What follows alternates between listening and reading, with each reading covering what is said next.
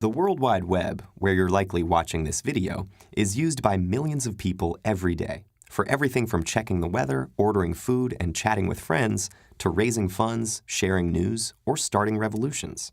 We use it from our computers, our phones, even our cars. It's just there, all around us, all the time. But what is it exactly? Well, first of all, the World Wide Web is not the Internet, even though the terms are often used interchangeably. The Internet is simply the way computers connect to each other in order to share information. When the Internet first emerged, computers actually made direct calls to each other. Today, networks are all around us, so computers can communicate seamlessly.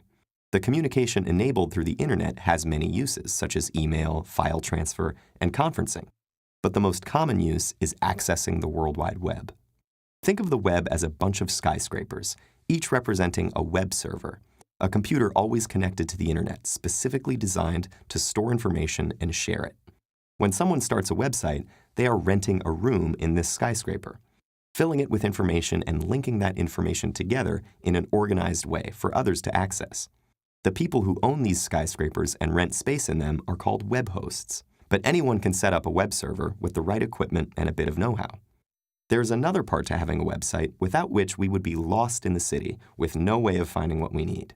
This is the website address, which consists of domain names. Just like with a real-life address, a website address lets you get where you want to go. The information stored in the websites is in web languages, such as HTML and JavaScript. When we find the website we're looking for, our web browser is able to take all the code on the site and turn it into words, graphics, and videos. We don't need to know any special computer languages because the web browser creates a graphic interface for us. So in a lot of ways, the World Wide Web is a big virtual city where we communicate with each other in web languages, with browsers acting as our translators.